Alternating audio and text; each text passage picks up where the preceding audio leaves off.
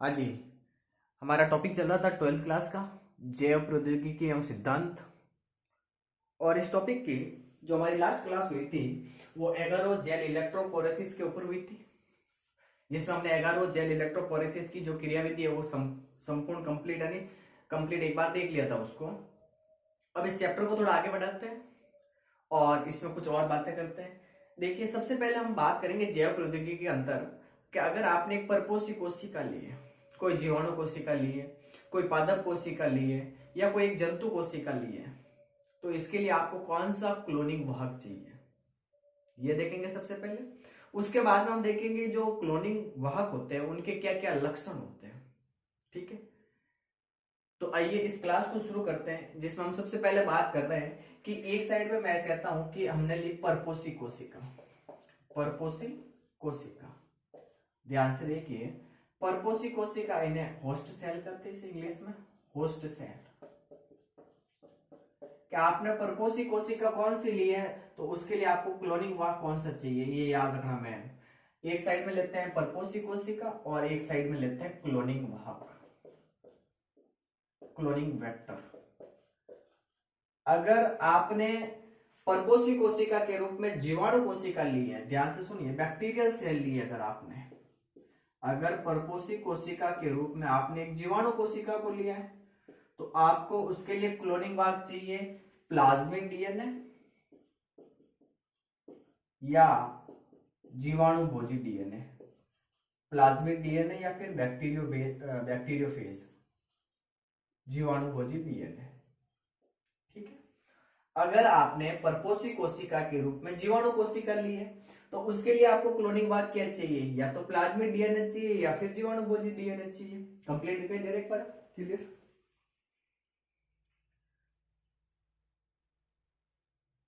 और दूसरी बात करें हम, अगर आपने परपोषी कोशिका के रूप में जंतु कोशिका ली है, कौन सी ली है, जंतु कोशिका, ध्यान से सुन लीजिए, जंतु कोशिका ली, एनिमल सेल ली आपने परपोषी कोशिका के रूप में, तो इसके लिए आपको क्लोनिंग वाहक कौन सा चाहिए, तो इसके लिए आपको क्लोनिंग वाहक चाहिए रिट्रोवायरस। क्या चाहिए, रिट्रोवायरस, रिट्रोवायरस,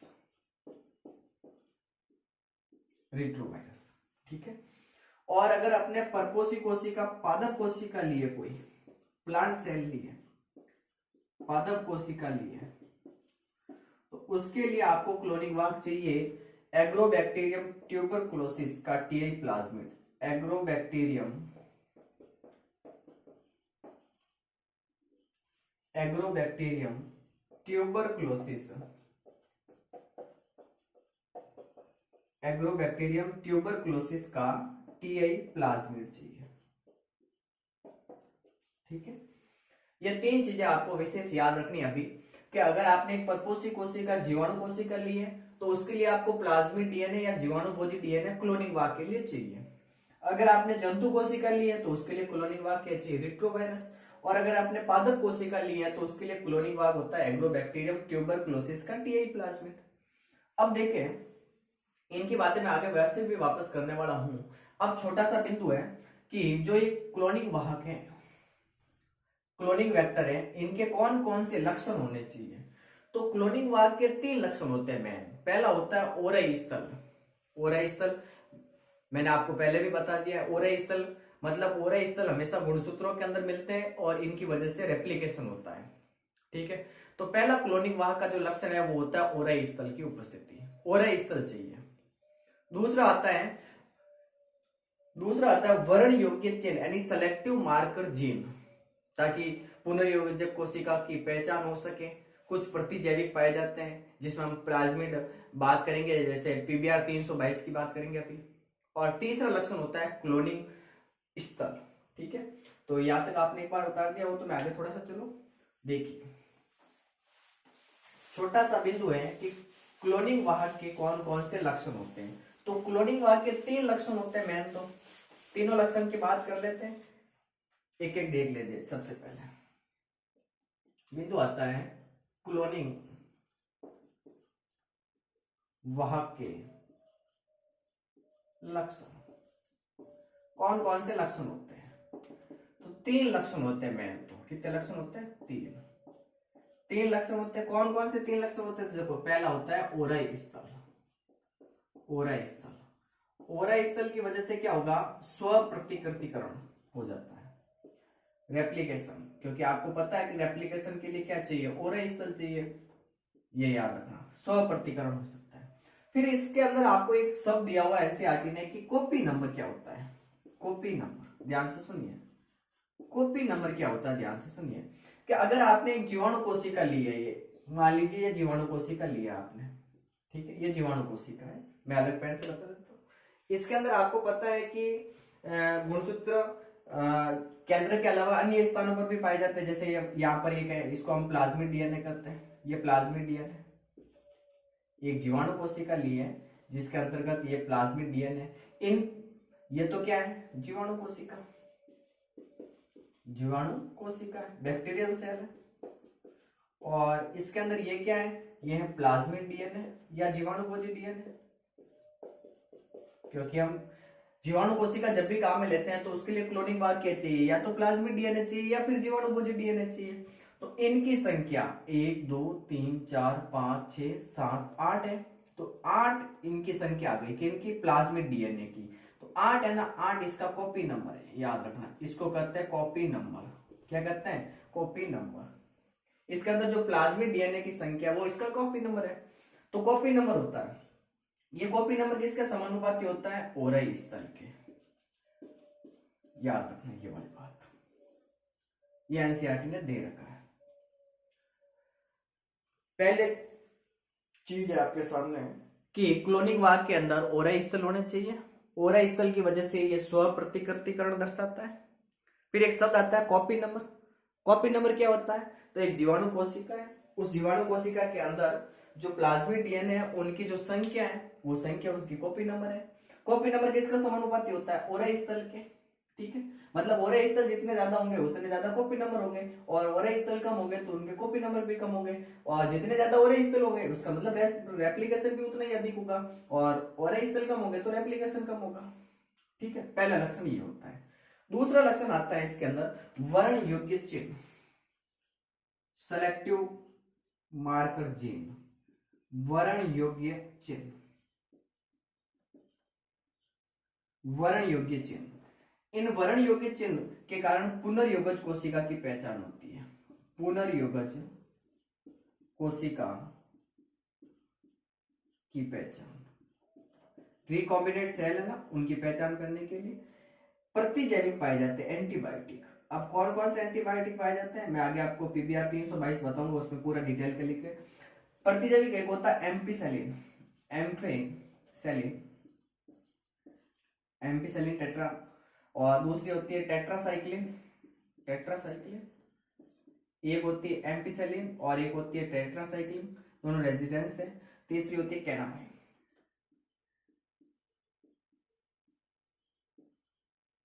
ठीक है, ये प्रतिजैविक होते हैं, ये सेलेक्टिव मार्कर जीन है जिनकी वजह से पुनर्योगज कोशिका की पहचान कर सकते हैं हम। ठीक है, तीसरा आता है क्लोनिंग स्थल।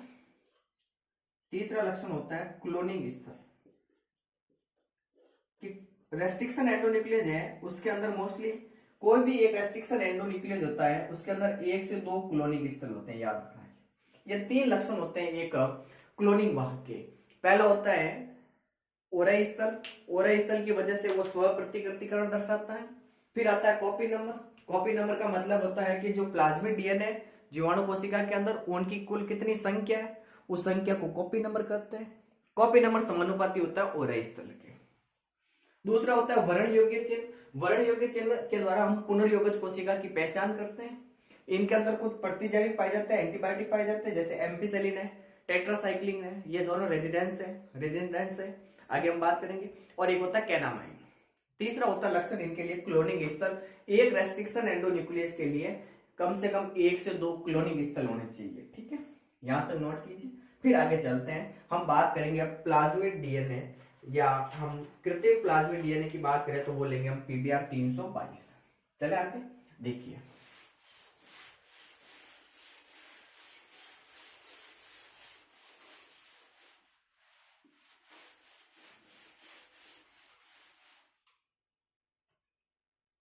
देखिए सबसे पहला आता है कि एक शब्द आता है सबसे सामान्य क्लोनिंग वाक्य कौन सा है। सबसे सामान्य क्लोनिंग वाक्य,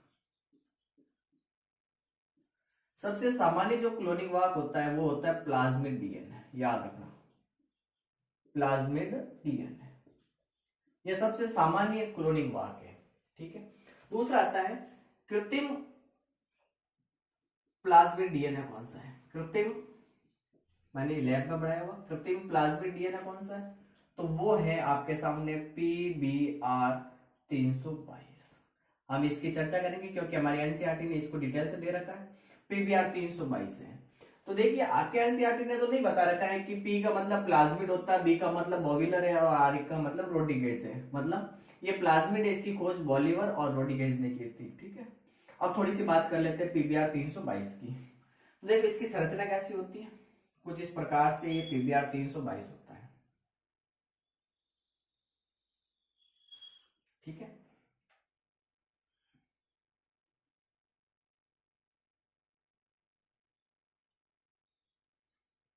P यानी प्लाज्मिड, B यानी बॉविलर, R यानी रोड्रिगेज, दोनों वैज्ञानिकों के नाम है। अब देखो इसके अंदर यहां पर होते हैं एम्पिसेलिन रेजिस्टेंस, यहां होता है एम्पिसेलिन AMPR। ठीक है, यहां पर होता है टेट्रासाइक्लिन, यहां पर क्या होता है टेट्रासाइक्लिन रेजिस्टेंस। आपको पता है कि बाम H1 होती है वो यहीं पर काटती है, तो बाम H1 यहां पर होगी।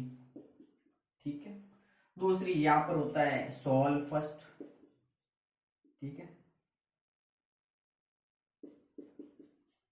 यहां होता है ओरेस्थल, ओरेस्थल यहां पर होता है ROP कैनामाइन, इको R1 PUV फर्स्ट सेकंड, यहां होता है PVU फर्स्ट।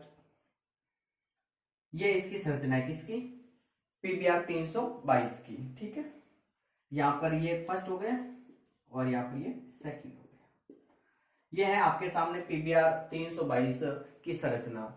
सबसे सामान्य क्लोनिंग वाहक है प्लाज्मिड डीएनए और सबसे कृत्रिम प्लाज्मिड, सबसे सामान्य क्लोनिंग वाहक तो है प्लाज्मिड डीएनए और कृत्रिम प्लाज्मिड डीएनए PBR 322। P का मतलब होता है प्लाज्मिड, B का मतलब बॉविलर, R का मतलब रोड्रिगेज होता है। इन दोनों वैज्ञानिकों ने इसकी खोज की थी। इसकी संरचना के अंदर ये कुछ बातें होती है, आपको याद रखना। यहाँ पर एम्पिसेलिन है, यहाँ पर टेट्रासाइक्लिन है, टेट्रासाइक्लिन के यहाँ पर कौन काटता है, बाम H1 काटता है। यहाँ पर कैनामाइन हो गया, या इको R1 हो गया, ये PVU फर्स्ट हो गया, ये PUV सेकंड हो गया, ROP ओरेस्थल सोल फर्स्ट।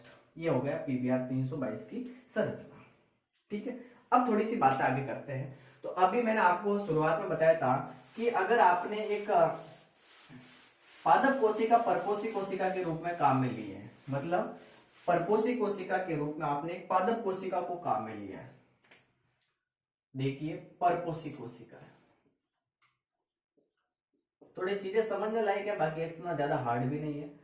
कि अगर एक परपोषी कोशिका के रूप में आपने पादप कोशिका ली है, परपोषी कोशिका के रूप में आपने किसको लिया है, पादप कोशिका को, तो इसके लिए आपको क्लोनिंग वाक्य क्या चाहिए, तो अभी मैंने बताया था agrobacterium tuberculosis. Agrobacterium tuberculosis, agrobacterium tuberculosis का क्या चाहिए, टीआई प्लाज्मिड चाहिए, टीआई प्लाज्मिड चाहिए। लेकिन इस टीआई प्लाज्मिड के अंदर देखो, मान लीजिए कि ये आगे आपके सामने ये एग्रोबैक्टीरियम ट्यूबरकुलोसिस है और का टीआई प्लाज्मिड है, तो इसके अंतर्गत यहाँ पर एक टी डीएनए पाया जाता है। यहाँ पर क्या पाया जाता है, टी डीएनए। ये मान लीजिए टी डीएनए, ये टी डीएनए। तो ये जो टी डीएनए होता है, ये तो जो डाइकोट्स प्लांट होते हैं, द्विबीजपत्री पादप, उनके अंदर ये ट्यूमर रोग उत्पन्न करता है। ध्यान से सुनिए कि आपने एक परपोषी कोशिका के रूप में पादप कोशिका ली है और उसके लिए आपको क्लोनिंग वाक्य चाहिए, तो उसके लिए क्लोनिंग वाक्य चाहिए एग्रोबैक्टीरियम ट्यूबरकुलोसिस का टीआई प्लाज्मिड चाहिए। लेकिन इस टीआई प्लाज्मिड के अंदर एक जीन होती है जिसका नाम होता है टी डीएनए या टी जीन। ठीक है, तो ये टी डीएनए क्या करता है, ये डाइकोट्स प्लांट होते हैं ना, उनके अंदर ट्यूमर रोग उत्पन्न करता है। डाइकोट प्लांट्स के अंदर क्या रोग उत्पन्न करता है? ट्यूमर रोग उत्पन्न करता है। तो ये तो खराब काम हो गया कि भाई ये तो खुद रोग उत्पन्न कर रहा है। तो अब करें क्या? अब करेंगे क्या कि यहाँ से जो टीडीएनए है इसको यहाँ से हटा देंगे, मतलब इस चीज को यहाँ से हटा देंगे और हटाकर यहाँ पर क्या जोड़ देंगे हम? Target gene. क्या जोड़ देंगे? टारगेट जीन या वांछित जीन या एलियन पीस ऑफ डीएनए जोड़ देंगे। ठीक है। पादप कोशिका को आपने एक परपोषी कोशिका के रूप में काम में लिया है, तो उसके लिए क्लोनिंग भाग चाहिए आपको एग्रोबैक्टीरियम ट्यूबरकुलोसिस का टीआई प्लाज्मिड। लेकिन इस टीआई प्लाज्मिड के अंदर एक जीन या एक डीएनए होता है जिसको कहते हैं टीडीएनए। ये टीडीएनए क्या करता है? डाइकोट प्लांटों के अंदर ट्यूमर रोग उत्पन्न करता है। तो ये तो नुकसान हो गया। तो हम करेंगे क्या? तो यहाँ से टीडीएनए को बाहर निकाल देंगे और इसके स्थान पर टारगेट जीन को जोड़ देंगे, पहली चीज। दूसरी, अगर आपने परपोषी कोशिका के रूप में जंतु कोशिका ली है, दूसरी चीज है कि आपने परपोषी कोशिका के रूप में किसको लिया है? एक जंतु कोशिका को लिया है। तो जंतु कोशिका के अंदर क्लोनिंग भाग के लिए आपको क्या चाहिए? रिट्रोवायरस चाहिए। क्या चाहिए? रिट्रोवायरस चाहिए। लेकिन ये रिट्रोवायरस क्या करता है? ये जंतु कोशिका के अंदर कैंसर उत्पन्न करता है। क्या उत्पन्न करता है? कैंसर। तो कैंसर उत्पन्न करने वाली जो चीज है या जो जीन है उसको वहां से हटा देंगे और उसके स्थान पर टारगेट जीन जोड़ देंगे।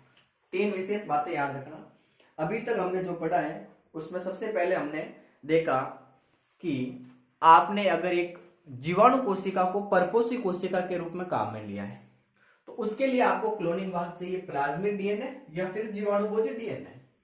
और अगर आपने एक पादप कोशिका को काम में लिया है तो पादप कोशिका के लिए आपको चाहिए क्लोनिंग भाग एग्रोबैक्टीरियम ट्यूबरकुलोसिस का टीआई प्लाज्मिड। लेकिन ये टीआई प्लाज्मिड के अंदर एक जीन होती है जिसको कहते हैं टीडीएनए या टी जीन। ये डाइकोट पादपों के अंदर रोग उत्पन्न कर रही है। तो करें क्या?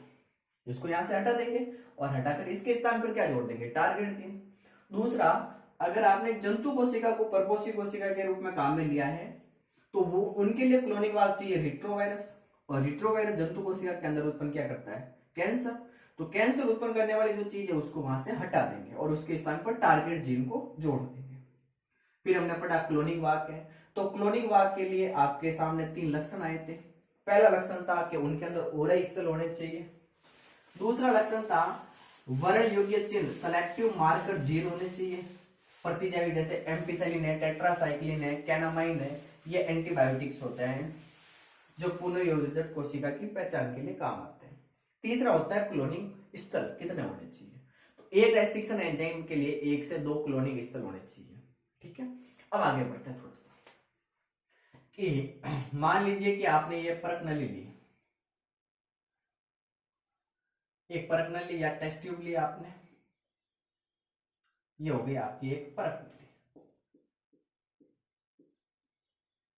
और इसके अंदर आपने टारगेट जीन डाला है, ये टारगेट जीन हो गया और इसके साथ ही आपने इसके अंदर क्लोनिंग डाल दी, क्लोनिंग वेक्टर डाल दी। ठीक है। ये तो क्या है आपका वांछित जीन और ये क्या है? ये है क्लोनिंग वाक, क्लोनिंग वाक। और इसके साथ ही आपने इसके अंदर रेस्ट्रिक्शन एंजाइम BAM-H1 और इसके साथ डीएनए लाइगेज जोड़ दिया, डाल दिया। ठीक है। और इस प्रणाली को रख दिया आपने कितने? 48 या 72 घंटे तक। ठीक है। तो क्या होगा? मैं क्या कह रहा हूं कि आपने एक टेस्ट ट्यूब ली है, उस टेस्ट ट्यूब के अंदर आपने टारगेट जीन को डाल दिया है और क्लोनिंग वाहक को जोड़ डाल दिया है और उसके अंदर रेस्ट्रिक्शन एंजाइम BAM-H1 और उसके साथ डीएनए लाइगेज डाल दिया और टेस्ट ट्यूब को अब रख दिया कितने घंटों के लिए? 48 या 72 घंटों के लिए। तो क्या होगा? तो देखो कुछ में तो कुछ क्लोनिंग वाहक के साथ तो ये टारगेट जीन जुड़ेगा। ठीक है। हमें नहीं पता क्या होगा अभी, तो ध्यान से देखिए कि इस क्लोनिंग वाहक, कुछ क्लोनिंग वाहक के साथ टारगेट जीन जुड़ेगा, कुछ क्लोनिंग वाहक के साथ टारगेट जीन नहीं जुड़ेगा। दूसरी कंडीशन, पहली कंडीशन है कि कुछ क्लोनिंग वाहक के साथ तो टारगेट जीन जुड़ जाएगा लेकिन कुछ क्लोनिंग वाहक के साथ टारगेट जीन जुड़ेगा ही नहीं। और तीसरी चीज आती है कि क्लोनिंग वाहक के साथ टारगेट जीन तो जुड़ा है, लेकिन वांछित जीन नहीं गई, जिसको हम ले जाना चाहते थे वो नहीं गई। तो आपके सामने तीन कंडीशन होगी। पहली, जैसे आपके सामने ये आपने पढ़ा था पीबीआर 322 होता है, ठीक है। इसके अंदर यहाँ पर एक स्थान होता है जिसको हम कहते हैं एम्पीसेलिन, AMPR रेजिस्टेंस, और यहाँ पर होता है टेट्रासाइक्लिन रेजिस्टेंस। आपने क्या डाला रेस्ट्रिक्शन एंजाइम के रूप में? बाम H1, और अभी हमने पढ़ा कि बाम H1 का काटती है टेट्रासाइक्लिन के स्थान पर, तो यहाँ पर इन्होंने बाम H1 ने इसको काटा, और जहां पर काटेगा वहां पर कौन जुड़ेगा? टारगेट या वांछित जीन जुड़ेगा। तो देखो आपके सामने तीन चीजें हो गई। कितनी चीजें आ गई कि मान लीजिए कि ये यहाँ पर थोड़ा सा मैं डायग्राम को इसका नीचे बना देता हूं ताकि उसमें आगे हम और बातें कर लेंगे। एक ये आपके सामने डायग्राम, दूसरा ये, और तीसरा ये, ठीक है।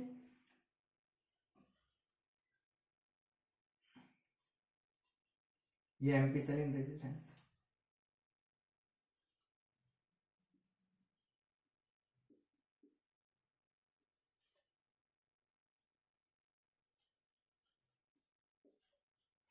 अब कुछ के अंदर तो ये मतलब जाएगा नहीं, मतलब टारगेट जीन कुछ के अंदर गया ही नहीं, जैसे इस कोशिका के अंदर गया ही नहीं, और इसके अंदर टारगेट जीन जैसे गया, जैसे मान लो मैं अलग पेन से यहाँ पर बता देता हूँ कि ये टारगेट जीन था, ये जुड़कर यहाँ पर चला गया, इसके अंदर यहाँ पर ये गया, यहाँ पर ये टारगेट जीन जुड़ गया, और इसमें गया तो है लेकिन उसके अंदर वांछित जीन जुड़ी हुई नहीं है, ठीक है। ये तीन चीजें हो गई। आप अब हमें नहीं पता क्या होगा, हमें तो इसको सीधे एक जीवाणु कोशिका के अंदर डाल देना है, ठीक है। देखो एक परगनली ली, उस परगनली के अंदर हमने सबसे पहले वांछित जीन यानी टारगेट जीन को और क्लोनिंग वाहक को डाल दिया, और उसी के अंदर आपने रेस्ट्रिक्शन एंडोन्यूक्लियस बाम H1 और डीएनए लाइगेज जोड़ दिया। डीएनए लाइगेज आपको पता है कि जोड़ने का काम करता है, और बाम H1 क्या करता है? काटने का काम। और इन सब चीजों को एक प्रणाली के अंदर डालकर 48 या 72 घंटे के लिए आपने रख लिया, और हमें पता है कि हमने बाम H1 डाला है, तो बाम H1 का काटता है टेट्रासाइक्लिन रेजिडेंस के ऊपर, यहां से कटेगा। इसका मतलब यहाँ पर क्या जुड़ेगी? टारगेट से। तो अब आपके सामने तीन चीजें हो गई, तो कुछ में तो ये जुड़ेगा, कुछ में तो ये जुड़ेगा, दूसरी कुछ में ये जुड़ेगा ही नहीं, तीसरा इसमें जिस जीन को हम डालना चाहते थे वो चली गई, टारगेट जीन चली गई, ठीक है। तो अब आपके सामने तीन चीजें हो गई, तीन कंडीशन हो गई। जैसे मैं यहां पर बनाता हूं, आपके सामने ये तीन कंडीशन हो गई, पहली ये, दूसरी कंडीशन आपके सामने ये, और तीसरी कंडीशन आपके सामने ये, तीन कंडीशन हो गई, ठीक है। मैं नाम दे देता हूं, जैसे इसका नाम दे देता हूं ए, इसका नाम दे देता हूं बी, और इसका नाम सी। अब देखो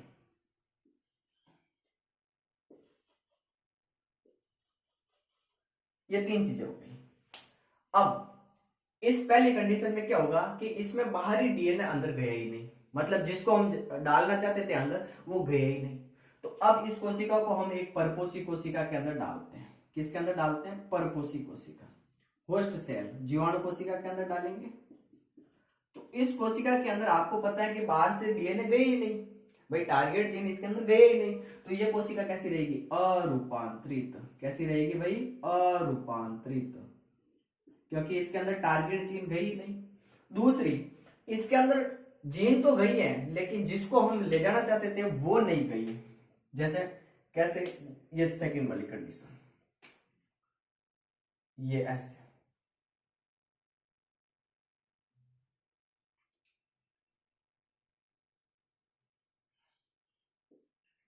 ये टेट्रासाइक्लिन रेजिस्टेंस, ये एम्पीसेलिन। तीसरी ये कंडीशन बनी आपके सामने कि जिसके अंदर टारगेट जीन आपकी गई, ठीक है। ये तो हो गया एम्पीसेलिन, और यहां पर ये जुड़ी हुई है टारगेट जीन, ठीक है। ये बनी, तो इसके अंदर तो बाहरी डीएनए अंदर गया ही नहीं, मतलब वांछित जीन इसके अंदर गया ही नहीं, और इसको हमने एक परपोषी कोशिका के अंदर डाल दिया, तो ये कैसी रहेगी? अरूपांतरित, क्योंकि बाहरी डीएनए इसके अंदर गया ही नहीं। दूसरा, इसके अंदर बाहरी डीएनए तो गया लेकिन जिसको हम डालना चाहते थे वो नहीं गया, इसको भी हम एक परपोषी कोशिका के अंदर डालेंगे। किसके अंदर डालेंगे? परपोषी कोशिका के अंदर। तो परपोषी कोशिका के अंदर जब आप डालोगे तो ये रूपांतरित होगी। क्या होगी? रूपांतरित। लेकिन इसके अंदर जिसको हम ले जाना चाहते थे वो नहीं गया, इसका मतलब ये कोशिका कैसी है, गैर पुनर्योगज। कैसी है भाई, गैर पुनर्योगज। ये भी हमारे काम की नहीं है भाई, दोनों ही चीजें हमारे काम की नहीं है। इसमें तो गया ही नहीं, इसमें गया लेकिन वो नहीं गया जिसको हम ले जाना चाहते थे, तो ये दोनों ही क्या है, हमारे काम की नहीं है। तीसरा, ये कंडीशन आपके सामने है, इस कंडीशन के अंदर आपके देखो टारगेट जीन, ये वाला टारगेट जीन जो मैंने रेड पेन से बनाया है ये जुड़ा हुआ है, तो ये हमारे काम की है। इसका मतलब इसको अगर हम एक परपोषी कोशिका के अंदर डालेंगे तो ये परपोषी कोशिका क्या हो जाएगी, रूपांतरित। क्या हो जाएगी, रूपांतरित। याद रखना, ये 3 कंडीशन हो गई आपके सामने। अब आपको करना क्या है, आपको अब एक पुनर्योगज कोशिका का चयन करना है।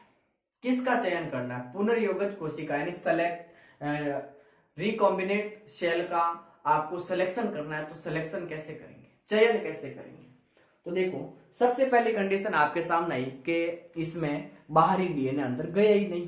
भाई बाहरी डीएनए अंदर नहीं गया है, इसका मतलब ये एम्पिसेलिन और टेट्रासाइक्लिन दोनों के प्रति संवेदी होगी, इस वजह से ये मर जाएगी। मतलब ये कोशिका एम्पिसेलिन और टेट्रासाइक्लिन दोनों के प्रति क्या होगी, संवेदी, और संवेदी होगी तो ये मर जाएगी, ये भी हमारे काम की नहीं है। दूसरी है कि इसमें बाहरी डीएनए तो गया लेकिन वांछित जीन नहीं गया इसके अंदर, जिसको हम डालना चाहते थे वो गया नहीं, तो ये एम्पिसेलिन और टेट्रासाइक्लिन के प्रति प्रतिरोधी होगी। एम्पिसेलिन व टेट्रासाइक्लिन के प्रति क्या होगी, प्रतिरोधी होगी। ठीक है। और तीसरी, इसमें टारगेट जीन गया है तो ये एम्पिसेलिन के प्रति तो क्या है, प्रतिरोधी, और टेट्रासाइक्लिन के प्रति क्या है, संवेदी। याद रखना, एम्पिसेलिन के प्रति तो ये है भाई प्रतिरोधी, एम्पिसेलिन के प्रति तो ये है प्रतिरोधी, लेकिन टेट्रासाइक्लिन रेजिस्टेंस के ऊपर ये है संवेदी। कैसे, यहां पर आपके क्या हुआ कि यहां पर देखो बाम H1 आपने डाला, बाम H1 कहां काटता है, टेट्रासाइक्लिन के स्थान पर, तो टेट्रासाइक्लिन यहां से हट गया, टेट्रासाइक्लिन यहां से हट गया, तो उसका क्या हो गया, निष्क्रियण। क्या हो गया, निष्क्रियण। और निवेशन गया कौन अंदर, टारगेट जीन। तो हम पुनर्योगज कोशिका का चयन करेंगे भाई निवेशन निष्क्रियण विधि द्वारा, निवेशन निष्क्रियण द्वारा। याद रखना, ये हम पुनर्योगज कोशिका का चयन निवेशन और निष्क्रियण विधि द्वारा करेंगे। निवेशन का मतलब है यहाँ पर टारगेट जीन गया है, अंदर गया है, तो उसका क्या हुआ, निवेशन हुआ है। और निष्क्रियण किसका हुआ, यहां से टेट्रासाइक्लिन हटा है तो वो टेट्रासाइक्लिन का क्या हो गया, निष्क्रियण। निवेशन किसका हुआ, टारगेट जीन का। तो हमें रिकॉम्बिनेट सेल का चयन कैसे करना होगा, निवेशन निष्क्रियण विधि द्वारा। किसके द्वारा करना होगा, निवेशन और निष्क्रियण विधि द्वारा। समझ में नहीं आया तो मैं वापस एक बार आगे थोड़ा सा बात बता देता हूँ। देखो कैसे, यहां तक आपने एक बार नोट कर लिया है तो मैं आगे इसको रफ करके बता देता हूं। चले देखो, अब बात आई है कि सर निवेशन निष्क्रियण क्या है।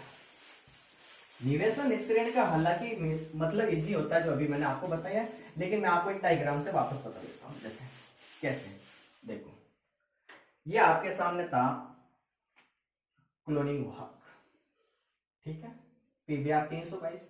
यहां पर क्या होता है, एम्पिसेलिन, यहां पर क्या होता है, टेट्रासाइक्लिन। और आपको पता है कि आपने उसके अंदर क्या डाला था, बाम H1, और बाम H1 कहां काटता है, जहां टेट्रासाइक्लिन है वहीं पर काटेगा, तो बाम H1 क्या करेगा, यहां से इसको काट देगा। ये बाम H1 इसको यहां से काट देगा। कैसे, तो देखो मैं पहले एक बार इसको ऐसे बढ़ा देता हूं, फिर मैं इसको रफ करके बताता हूं। ये तो हो गया आपके एम्पिसेलिन, और बाम H1 ने काटा, इसका मतलब यहाँ पर टारगेट जीन जुड़ेगा। ये जैसे मान लीजिए यहाँ पर ये आपका टारगेट जीन जुड़ गया,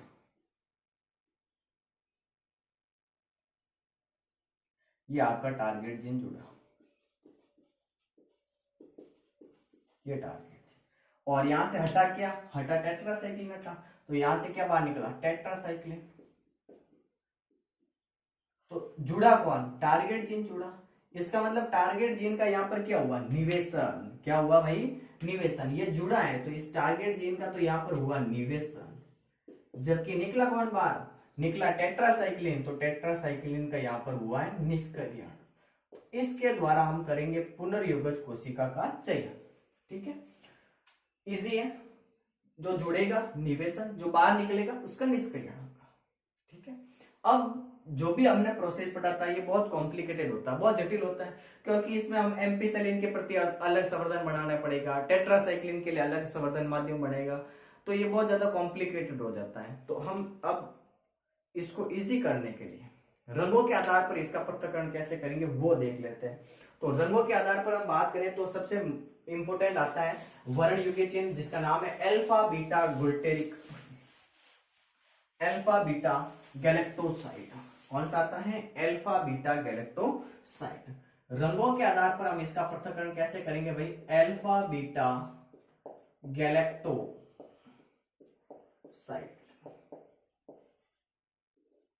जीन से।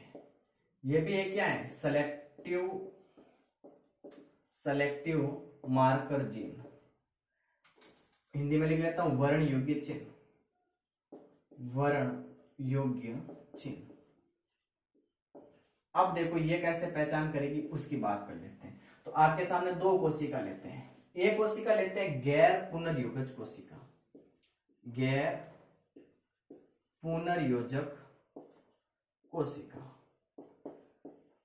गैर पुनर्योजक कोशिका का मतलब जिसमें बाहरी डीएनए अंदर गया ही नहीं। और एक लेते हैं हम पुनर्योजक कोशिका,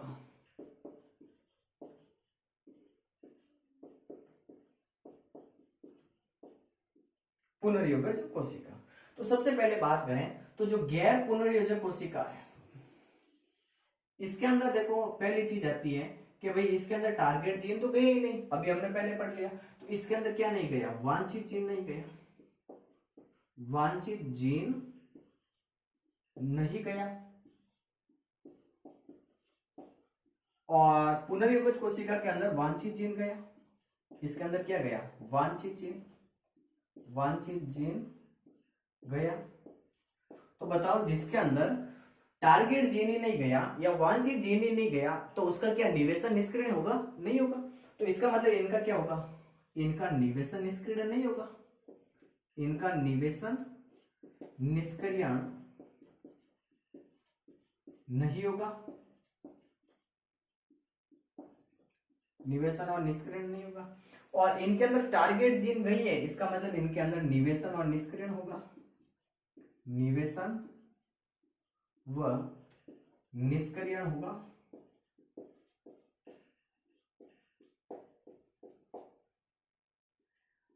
और निवेशन निष्क्रियण नहीं होगा, इसका मतलब alpha beta galactoside, galactoside gene क्रियाशील रहेगी, क्रियाशील होगी। और इसके अंदर निवेशन निष्क्रियण हुआ है, इसका मतलब इसके अंदर अल्फा बीटा गैलेक्टोसाइड जीन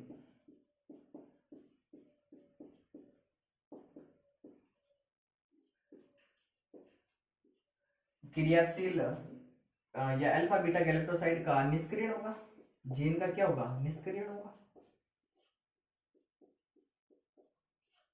आगे इसके अंदर रंगीन क्रियाधार का उपापचय होगा, रंगीन क्रियाधार का उपापचय होगा।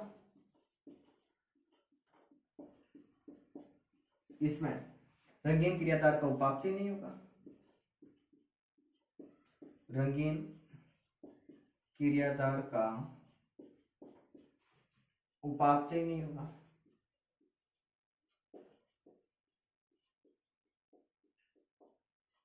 इसके अंदर कौन सी कॉलोनी? इसके अंदर बनेगी ब्लू कॉलोनी। और इसके अंदर कौन सी कॉलोनी बनेगी? White colony. ये यार ठीक है। तो देखो अभी तक हमने जो पढ़ा था उसमें देखा कि जो पूरा का पूरा प्रोसेस था वो बहुत कॉम्प्लिकेटेड था, बहुत जटिल था। और इसके लिए आपको एम्पीसेलिन है, टेट्रासाइक्लिन है, इसके लिए अलग अलग आपको संवर्धन माध्यम बनाने पड़ते थे और बहुत ज्यादा कॉम्प्लिकेटेड हो जाता था। तो रंगों के आधार पर हम अलग कैसे करेंगे? तो रंगों के आधार पर आपके सामने दो चीजें लिखी मैंने। अल्फा बीटा गैलेक्टोसाइड जो जीन है, अल्फा बीटा, एक मिनट,